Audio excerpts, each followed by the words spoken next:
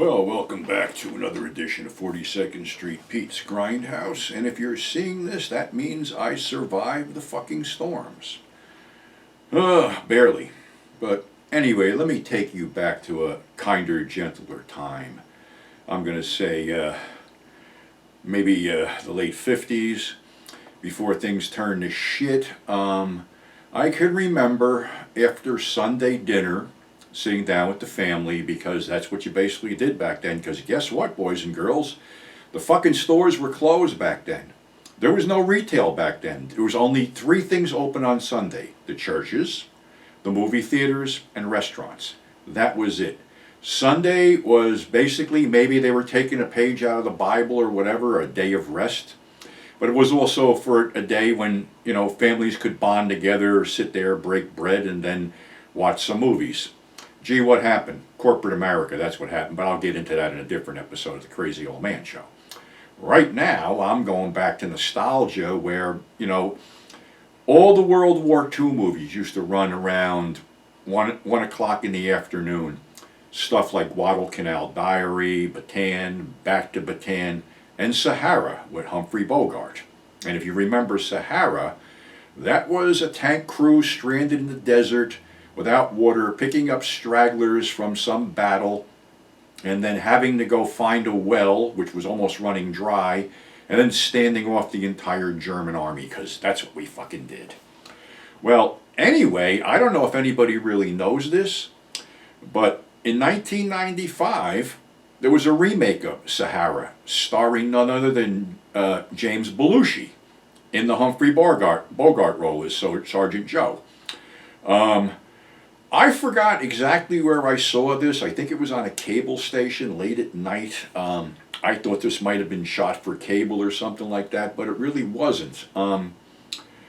It's directed by Brian Trenchard-Smith, who did Turkey Shoot, the Australian version of The Most Dangerous Game. Now, Brian really has a flair for action films, and he proves it in this one because this sort of veers into Magnificent Seven territory, because what happens is you have the tank crew of the three Americans led by Sergeant Joe. There's Waco and Jimmy.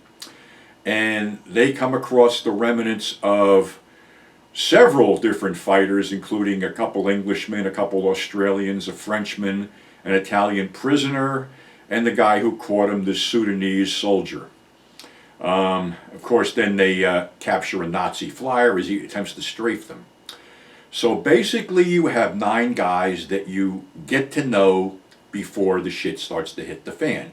And in getting to know them, you feel really fucking bad when they get killed. And what happens is that, they ride the tank to this well where the Sudanese soldier knows the desert, knows where the wells are. Well, first well was bone dry. Second well was in these ruins. Well, they find the well. The Sudanese drops to the bottom of the well and finds that there's a little trickle of water coming out. Just a trickle. So, based on that, they're going to load up. Well, they're being followed by someone else who wants water. Actually, a lot of fuckers that want water. A battalion of like 500 German soldiers. And they are hot on the heels of them. So, what happens is they send out a scouting party, which basically gets attacked and captured. They have this little half track, and they convince the 2 survivors that they want to trade water for food, and they let them believe there's a shitload of water there. So of course one guy caves in and tells them how many, what they're up against, how many troops, and how far they are away. So now this group of 9 have to make a decision, and Sergeant Joe says he's been a soldier since he was 17 years old, and these German soldiers told him that Tobruk has fallen, and there's only one place they can regroup to counterattack. And Sergeant Joe seems to feel that if they somehow jack these 500 fucking soldiers up, the guys might have a chance at survival. So what those 2 Germans don't know is that they got this tank Lulabelle hidden off to the side. So basically this battalion attacks, and they are blasted to shit because What is more fun than watching 9 fucking heroes take on the whole fucking German army and lay them to waste? But like I say, you feel bad because one by one, these guys get killed. And there's a Frenchman in there who really hates Nazis, and he baits the battalion commander to come forward and guts him, and then grabs his gun and shoots the other officer. So now the soldiers have no officers, but the Frenchman is blown away too. So now it's basically down to Sergeant Joe and Bates, the sole surviving Brit, to take on the German army. Well, after a couple mortar rounds hit the well, guess what? The well fucking fills up with water. And they basically, while the Germans are drinking, round up all the weapons and hold them prisoner until a squad of another mixed squad of soldiers comes in and takes over. I mean, I really think it's a fucking great remake, great movie, and I think Belushi was fucking excellent at the part. He's no Humphrey Bogart, but he brings a whole new depth to the character.